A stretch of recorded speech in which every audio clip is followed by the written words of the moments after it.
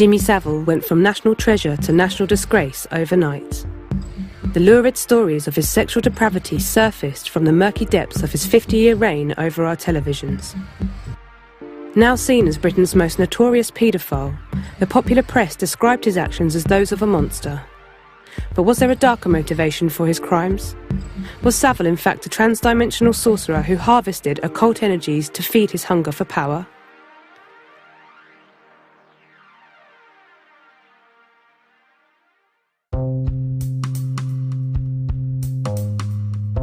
James Wilson Vincent Savile was born on October the 31st in 1926.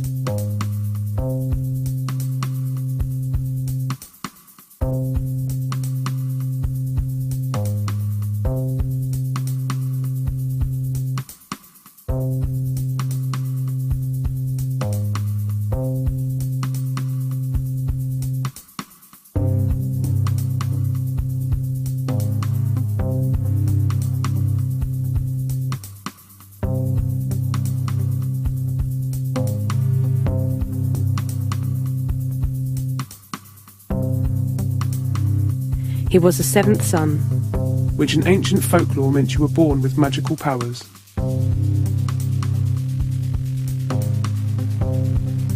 His co-workers suspected he was a witch. As a Bevan boy, Jimmy Savile's fellow miners thought Jimmy Savile was a witch. Now then, nobody but nobody ever did 8 hours down a pit and came back as immaculate as the set-off with white shirt and everything like that. They were quite convinced that I was a witch. If you go to South Kirby now, you'll get some of the old miners when you say, Jimmy Savile's done well, hasn't he? Ah, and they'll look around and they'll say, he's not what you think you know. The forces of darkness are at work there.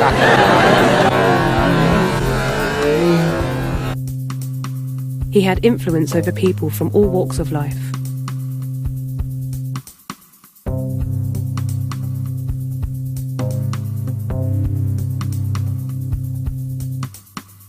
A stray television crew, a dozen reporters, 1,000 autographs. He attracts attention like a Roman candle. Jimmy Savile feeds off people. Jimmy Savile liked to mix with people from all walks of life.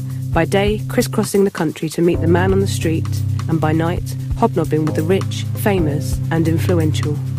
Here are just a few of the people he knew or had associated with. The Beatles, Peter Sutcliffe, the Pope, Ephraim Katzir, Elvis, Esther Ranson, Margaret Thatcher, Ted Heath, Gary Glitter, Norman Tebbit. I remember so well you at Stoke.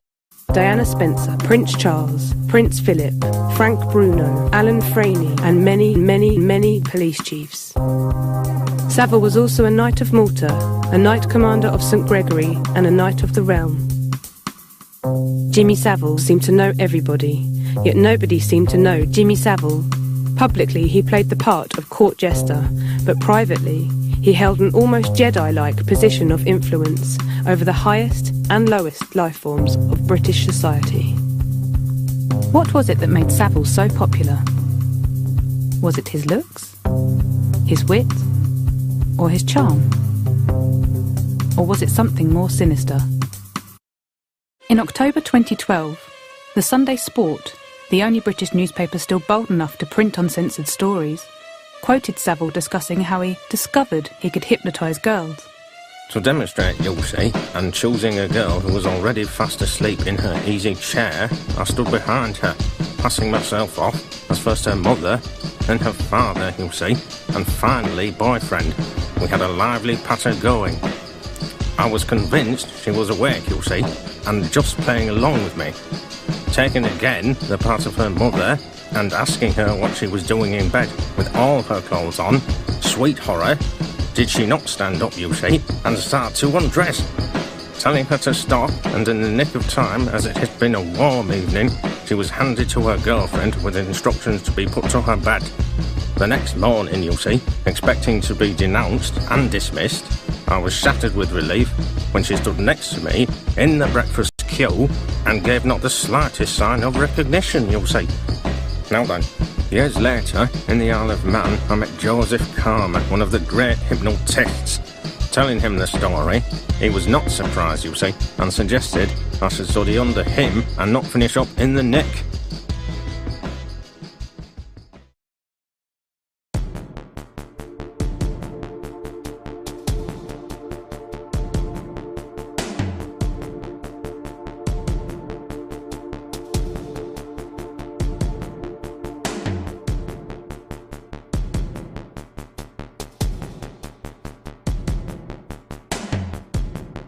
The Isle of Man is well known as the centre of Wicca in Britain, where Gerald Gardner, the father of modern witchcraft, ran a museum devoted to the faith. What I remember so well is taking him into the Palace of Westminster. I've taken many guests in over the years, but he's the only one who was simply waved through security. He used magical signs and language. Let's analyse the phrase jingle jangle. It can be broken down into two words: jingle, a catchy array of words in prose or verse, and jangle, which means to chatter, argue noisily or whine. Although both share the same Germanic root, jengelin, jingle evolved to mean a catchy song in an advert, and jangle to mean a whiny or discordant sound. However, we have also noted the yin-yang, phonetic, abstract, onomatopoeic nature of the phrase. Jingle-jangle is also an autological phrase. It describes itself. It is both a jingle and a jangle. In the occult world, language is an extremely powerful tool. Since ancient times, magic words have been used by magicians to cast spells and invoke spirits. Some are well known to us now, but others have remained obscured through the ages by the secret groups who still use them to this day. This is why we spell words.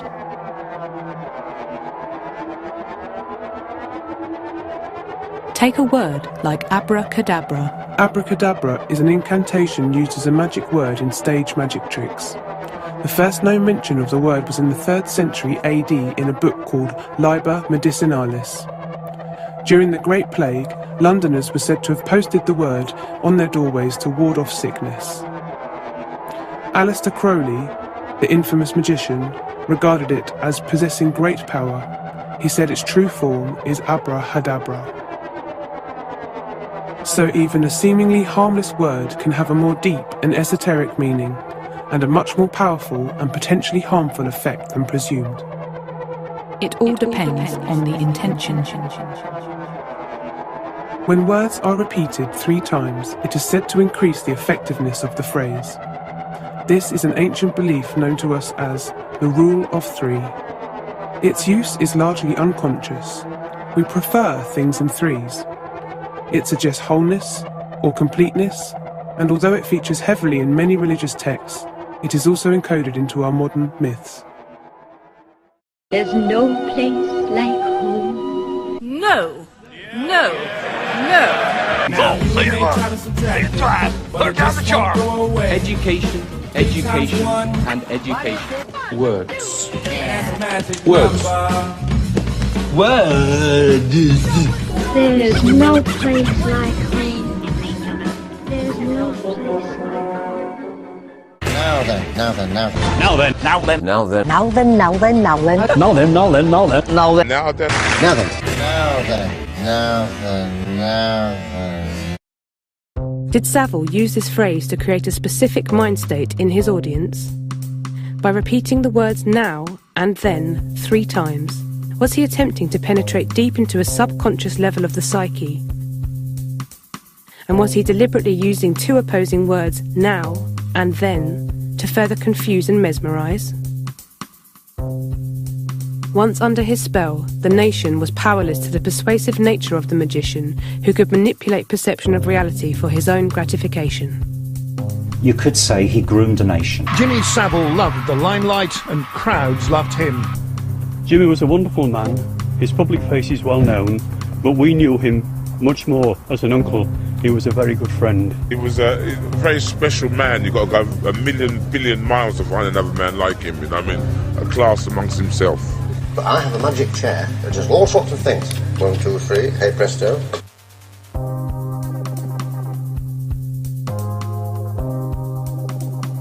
Hospitals have rules with patients and things like that. Well, because I'm dyslexic when I want to be, I don't understand rules.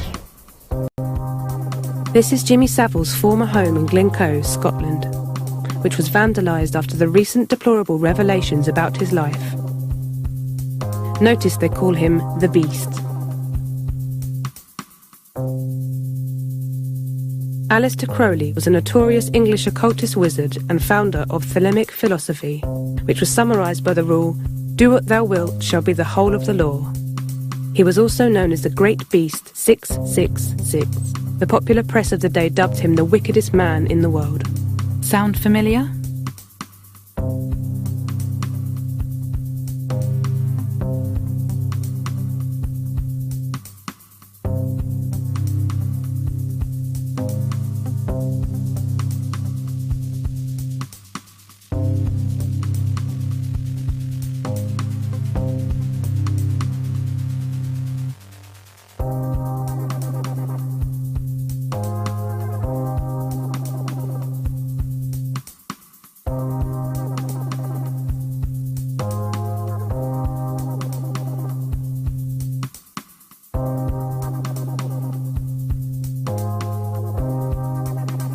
It's interesting to note the 11-pointed star design on the front of Jimmy Savile's wizard gown.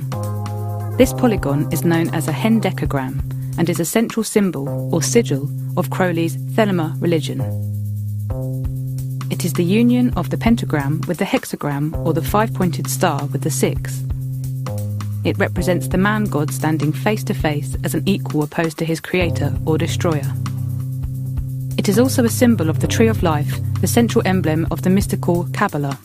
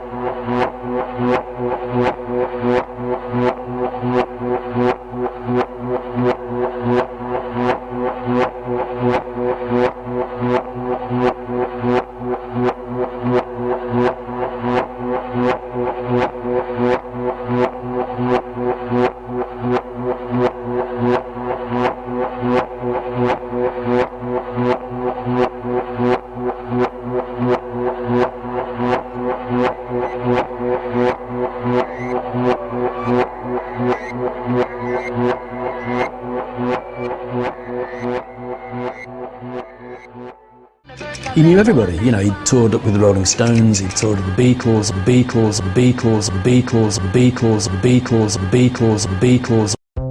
It has been well noted elsewhere that many bands from the 1960s were influenced by Aleister Crowley and Thelema, including the Beatles.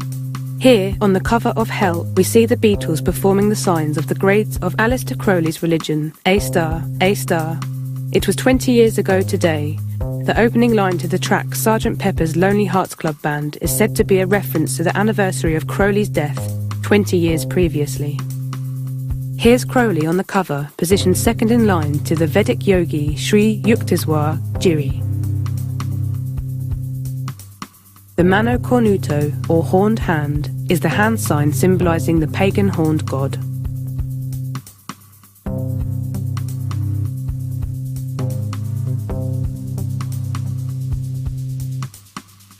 Here are the Beatles on a photo shoot for the Yellow Submarine album. Notice that Paul is doing the OK sign and John is doing the Mano Cornuto. In this image, John decides to stick with his horned hand gesture, while Paul switches his OKs to an owl face.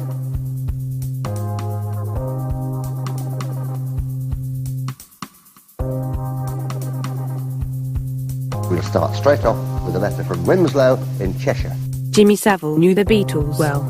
In the early days, he booked the Beatles when he was a club promoter. He then went on to tour with the Fab Four at the height of their fame, where he acted as compere and master of ceremonies. In the 1960s, Jimmy Savile and the Beatles were the British pop industry. Both helped to usher in a new era of music, Savile as DJ and Top of the Pops presenter, and the Beatles, who spearheaded the British invasion of America. If it is quite obvious the Beatles were influenced by the occult and the magician Crowley, is it too outrageous to suggest that Savile could have also been? God is the fabric of everybody's life, and God is the fabric of my life. No more religious or less religious than anybody else. So I would not say that I'm a religious man, but I do know who the boss is. Or anywhere. God is all over, not necessarily up there. If the good Lord, when he was doing his thing, if he bothered about people not seeing eye to eye with him, he would have got nowhere, and a lot of us would have got nowhere into the bargain.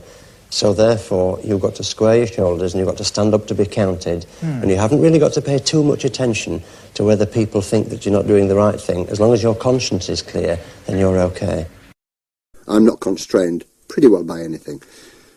The tough thing in life is ultimate freedom. Ultimate freedom is the big challenge. Now, I've got it, and I can tell you there's not many of us that have got ultimate freedom. It should be noted that membership to a secret society in no way prevents one from entering into other secret societies. Here's our old maker's friend, Aleister Crowley, wearing the garb of two other occult groups, the mystical OTO, of which he was the head, and the Masons. Here we see the Masonic gesture for a select master Mason, the second highest known grade of this group. And here's Jimmy Savile performing the same secret gesture to those whom it concerned.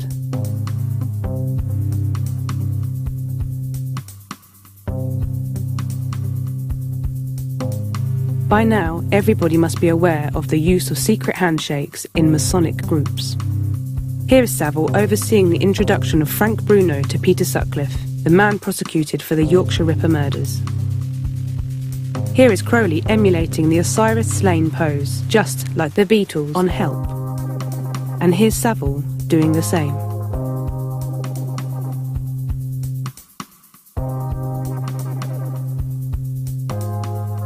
The Beatles famously once said they were more popular than Jesus. But the no-talent Jimmy Savile achieved lasting success.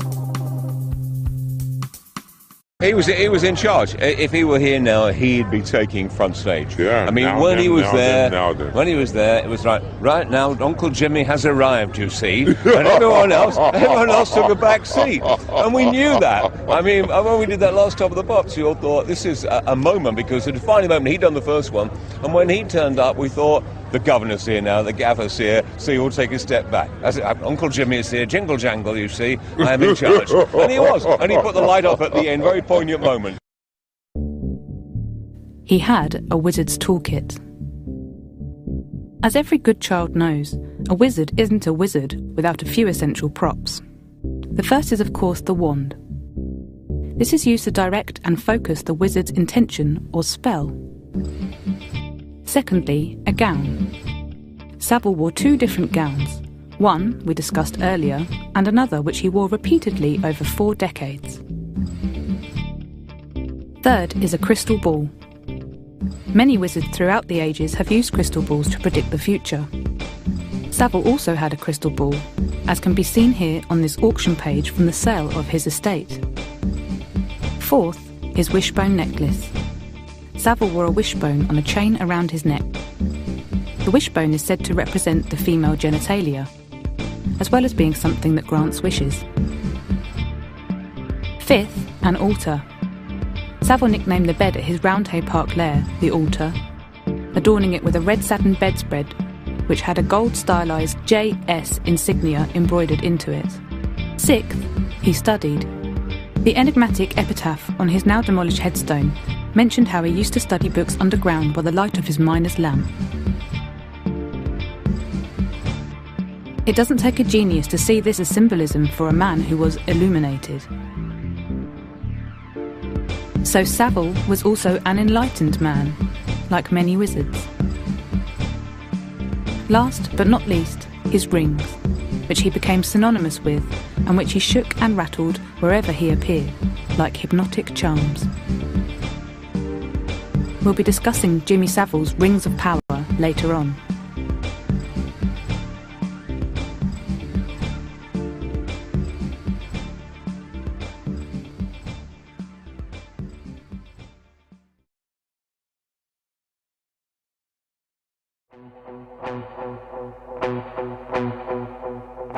Jimmy Savile was buried at a 45-degree angle, overlooking the same stretch of sea where Dracula's ship, the Demeter, washed up.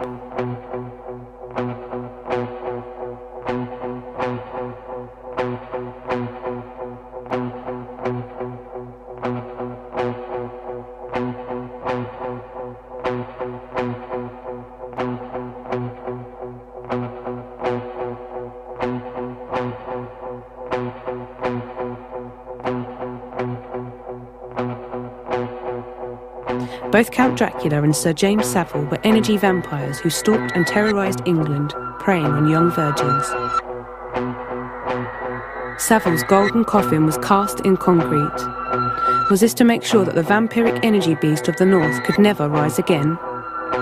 Was Savile's exposure part of the great cleansing that is currently underway across the world, which Danny Boyle helped to activate with the 2012 London Olympics opening ceremony, as it was during this time the ancient Egyptian Lion's Gate, an energy transfer portal from the Sirius star system, was opened to help facilitate the recalibration of theoretical spiritual energies that flow throughout the universe. Here we see the character of the child catcher, terrifying children in their NHS hospital beds. Jimmy Savile has since been accused of abusing dying children in Great Ormond Street Hospital, the same hospital seen in the opening ceremony. We also see Savile in the character of Voldemort, who appeared alongside the child catcher in the Olympic mega ritual. Voldemort, the Dark Wizard, is dressed in the black robes that symbolise Saturn, the pagan Roman god. Let's take a look at Saturn. Was Jimmy Savile Saturn? In ancient times, the sun was seen as an invincible god who died and was perpetually reborn. But on the outer edge of our solar system, Saturn was the real king. Known as Kronos, he represented time and law. He was the agricultural god who governed the seasons. He was the Egyptian Set, and he is Old Father Time. He is Satan, the devil of new religions. He's the Grim Reaper, Darth Vader, and Pan. Saturn's Day is the last day of the week, the Sabbath, meaning worship of the planet Saturn. Saturn is symbolised by the colour black and the black cube. It is also the hexagon, which is a two-dimensional representation of a cube in 3 dimensions. In mythology, Saturn devoured his young, and was also the Grim Reaper, who, scythe in hand, took the sick and dying onto the underworld. The ancients worshipped him with ritual feasts involving all kinds of sexual debauchery. Saturn was a lot like Jimmy Savile, and the similarities don't end with their hunger for children and guardianship of the dying. Saturn is also known as Lord of the Rings, or in Latin, Dominus Analorum. And what else was Jimmy Savile but the Lord of the Rings? Here is Savile's trademark hexagon ring. The first ritual in Aleister Crowley's Rites of Eleusis is the Rite of Saturn. Crowley believes sexual depravity led to illumination. It was an essential part of the occult rituals he taught worldwide. Was Jimmy Savile some kind of energetic reincarnation or an archetypal personification of the god Saturn? And did certain people knowingly worship him as such? In all his years in the music industry, why do we never see Savile flashing the Mano Cornuto? Was the Mano Cornuto introduced into pop music as a tribute to its creator, the horned god Saturn, Lord of the Rings, and devourer of the young? One national newspaper reported that Savile had been involved in satanic rituals in the basement of Stoke Mandeville Hospital. The participants were masked, a requirement during A-star rituals, and chanted Ave Satanas, which means Hail Satan, at the cloaked master of ceremonies, the unmistakable Jimmy Savile. But what if the chant was instead Ave Saturnus, or Hail Saturn? Ritual satanic abuse, might be a fiction, it might not. But what would be so unusual about Saturn-worshipping cults? The Egyptians, Greeks and Romans had them. Crowley was obviously part of one. Why not Jimmy Savile? You know what I mean? He was a very special man. You've got to go a million, billion miles to find another man like him, you know what I mean? A class amongst himself. Jimmy Savile compared himself to the great and wise king of the Hebrews, Solomon. Most people want one wife. I quite fancied having 1,000, like King Solomon. John Lennon also referred to Savile as King Solomon. And John comes and sits down and says, "All right, King Solomon, what are we doing wrong?" Considering Savile's diplomatic mission advising the Knesset in Israel, who else shared this view?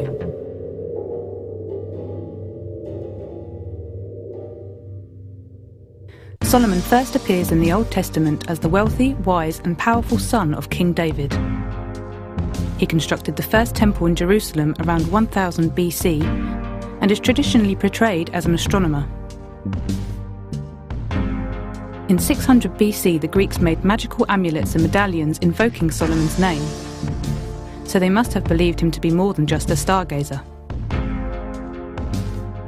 400 years later, a text written in Greek entitled Testament of Solomon claims Solomon was given a magical ring by the Archangel Michael that would allow him to control and command the demon race known as the Jinn. The Jinn are a race of half men, half angels, the first of whom, the Jann, were created 60,000 years before Adam. Amongst their rank are the Ghouls, the Merida and Beelzebub. He used the captive Jinn to build the first temple of Jerusalem and later to kidnap 500 potential wives from all over Europe for the king's famous unquenchable appetite. From the canonical and homogenized biblical account of Solomon, he is a mere astronomer who just happens to have wealth, power, wisdom, and 700 wives. From the unofficial historical records, however, Solomon is a magician who controls demons, who are somehow responsible for his wealth, power, wisdom, and 700 wives. But it's Jimmy Savile's association with the crown that is most intriguing, in every sense of the word. He appeared to have a free pass to Buckingham Palace and maintained a close friendship with 2 generations of the royal family.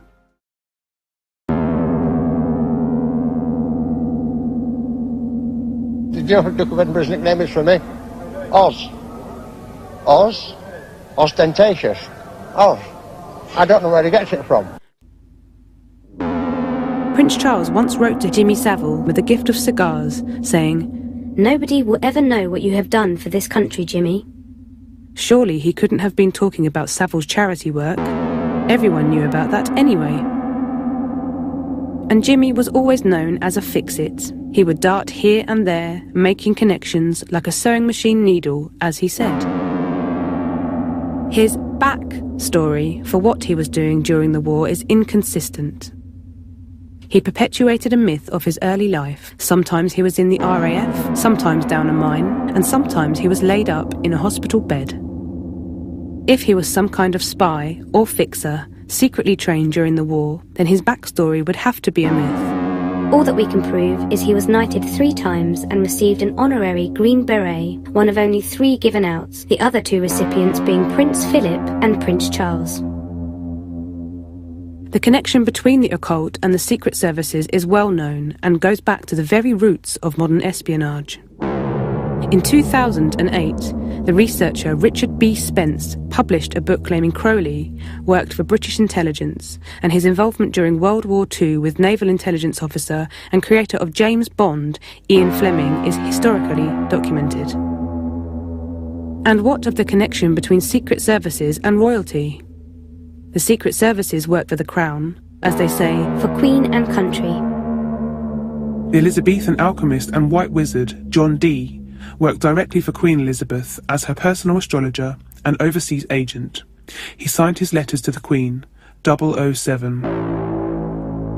Even further back in time we find Merlin acting as a personal wizard and advisor to King Arthur. Mythology or not, the theme of royalty keeping a court wizard is well documented. Magic is said to exist in two forms, black and white. Traditionally, black is seen as self-serving and destructive, whilst white is restorative and altruistic. The division is only blurred by the intention of a spell or ritual. Let me see your identification. You don't need to see his identification. We don't need to see his identification. These aren't the droids you're looking for. These aren't the droids we're looking for. He can go about his business. You can go about your business. Move along. Move along. An adept magician can flit between the two seamlessly, knowing that the universe is about balance between these two energies. Maybe Savile and Crowley were followers of a darker form of magic than Dee or Merlin, but it does not mean they didn't perform white or restorative magic too. Savile, it seems, worked tirelessly raising money for charity and fixing it for many children's dreams and nightmares to come true. Savile's charity endurance marathons were multi-purpose. They balanced his karma and raised bags of money for his many causes, which opened up doors to the sort of people his power could really help. Was Jimmy Savile gathering soul energy from the well-wishers and fans who unwittingly convened on the ancient ley lines that crisscross Britain?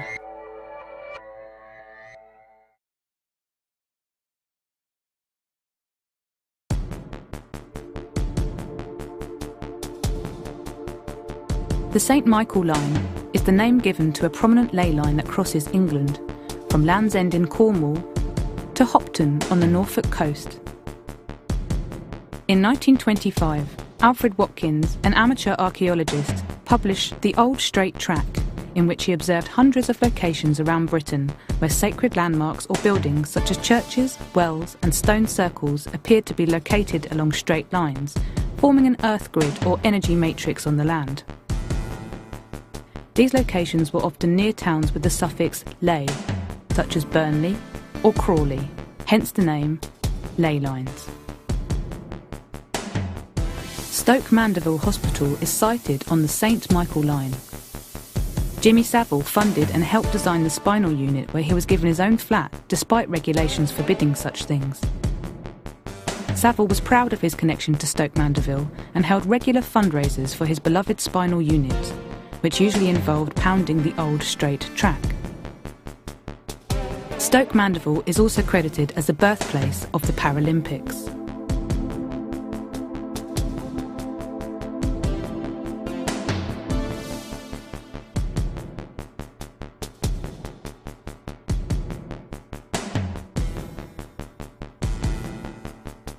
Researcher Chris Street has spent many years mapping dozens of sacred sites in a 20-mile radius of London. His results formed a 20-pointed mandala known as the London Earth Star. It takes in such landmarks as Westminster Abbey, Tower of London, and both the Olympic Village and Wembley Stadium, with BBC's Broadcasting House as its centre point. From its inception in 1967, Radio 1 was based in this building, and in 1968, Jimmy Savile, who famously claimed to have invented DJing, was employed to help subvert youth culture, along with Chris Denning, Alan Freeman, John Peel, and Dave Lee Travis. Perhaps the vibrational energy at the centre of the London Earth Star somehow helped focus the subversive doctrine of youth programming before its transmission over the airwaves to the nation's teens.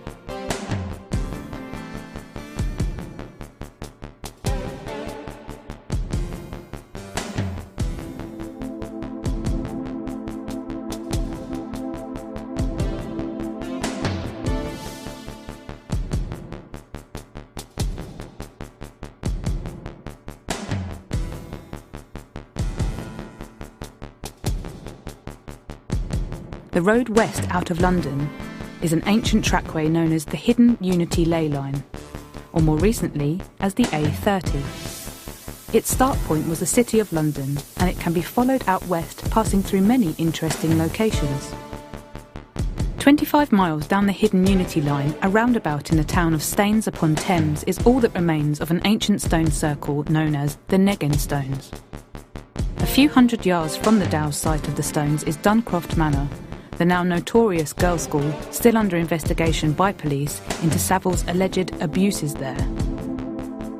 A further 20 miles along the line we find the A30 changes its name to the Devil's Highway, immediately outside Broadmoor Secure Hospital, home to notorious criminals such as Peter Sutcliffe and Ronnie Kray. Savile, unofficial entertainments officer and regular visitor to inmates at the hospital, kept a small flat on the grounds.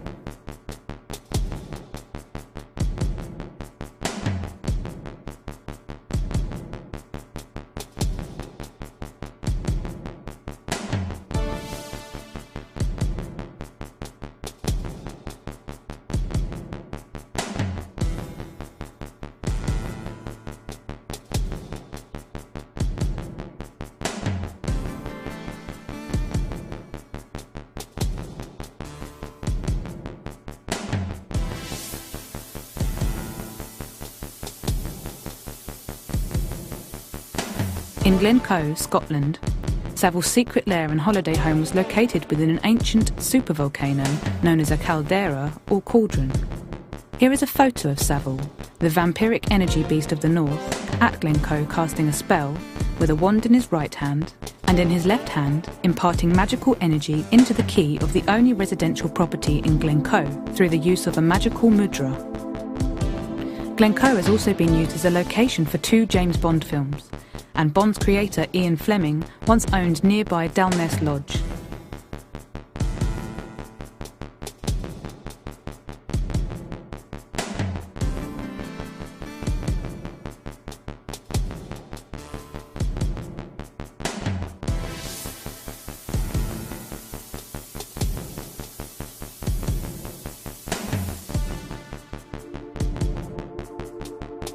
Leeds, the birthplace of James Wilson Vincent Savile in the north of England, has long been associated with the occult and is said to have been an ancient ritual centre.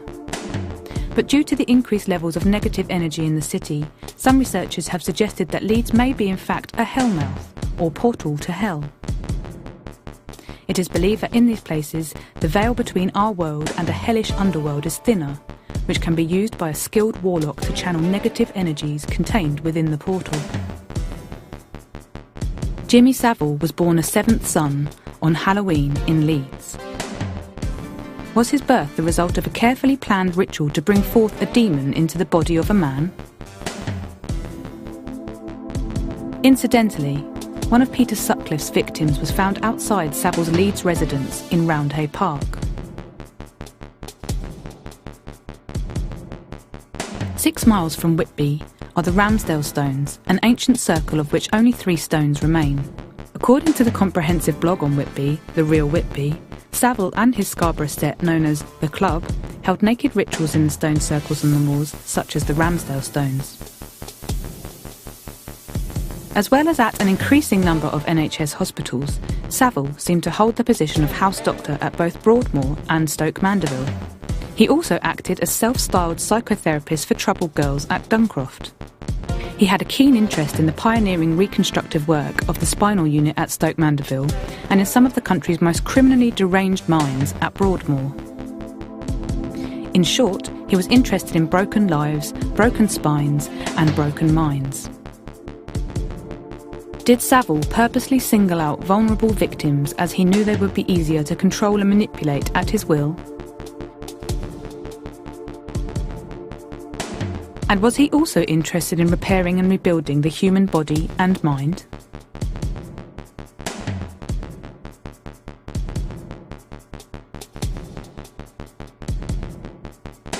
Savile claimed in a recently released police report from 2009 that he paid for and opened the spinal unit, and it is well known that he was given a set of keys to Broadmoor where he could come and go as he pleased.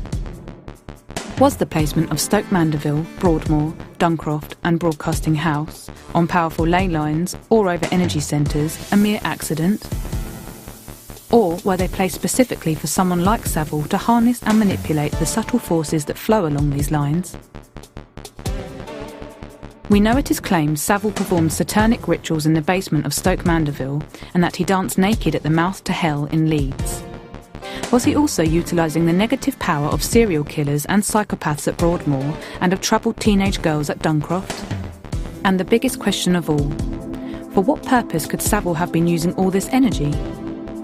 It has been said elsewhere that he who controls the ley lines controls the land. Was Savile, the royal wizard, super spy and Solomon Saturn incarnate, wielding this energy like some kind of Jedi or Sith and influencing not just individuals but also whole populations and world events? And was it his hidden power that prevented his arrest and enabled him to get close to such influential figures as Margaret Thatcher and Prince Philip?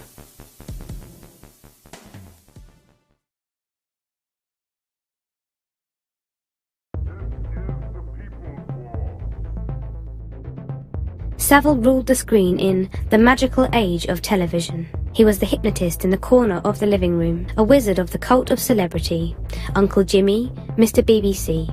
With his northern charm, he was everyman, and at the same time a fiercely individual eccentric who could eat fish and chips with the locals and have tea with the Queen in the same day. You could say it took the work of many white wizards from around the globe and their collective magical fractal cone of power that is the internet to thwart the Dark Master Savile, who famously forbade himself from entering the realm of cyberspace. Savile had the popular press under a spell, but once it was broken and the reality-bending revelations of his sordid lifestyle were exposed, they briskly moved on. Whilst the BBC were busy deleting emails and shredding their archives, the online community continued their research, reporting and presenting further revelations about Jimmy Savile's life. Since the release of the beta version of this documentary back in March 2013, the authorities have stepped up their assault on the internet. The McAlpine bait and switch blitzkrieg on Twitter, as well as David Cameron's ISP porn wall, are blatant attempts to censor and disrupt the continuing investigations into the real perpetrators and establishment figures responsible for Pedo Britain, some of whom under scrutiny are members of Cameron's own political party. And the compulsory opt-out porn wall will not just prevent access to porn, but also to esoteric websites and forums such as our own and the David Icke Forum, which has been instrumental in the continued research and exposure of Savile's exploits. Using state-of-the-art data analysis tools, armies of independent researchers are gathering and analysing every aspect of Savile's life. His acquaintances, cohorts and enablers alike are all being scrutinised to ascertain their involvement or complicity with Savile. The innocent ones will be weeded out and exonerated, but rest assured the perpetrators will be brought to justice whether by the police or through trial by internet. So, as the authorities draw in their net, the net is also drawing in on them. And if David Cameron really wants to protect children and destroy the culture of Pedo Britain, we suggest he starts with the skeletons in the closets at number 10, which is his lawful duty to protect the people of this country. He would do well to remember that one human brain is still vastly more powerful than all the world's supercomputers put together. So imagine what 1,000 brains can achieve, using the internet to work together. We have gathered a lot of the information in this documentary using the internet, and give nothing but thanks to the many armies of diligent researchers online, such as those at the David Icke Forum. Whilst we don't agree with everything discussed, we respect the tenacity and courage in seeking to find answers to the questions we are left with in the aftermath of a national scandal that goes to the core of society. We are Legion. The truth is out there. May the Force be with you.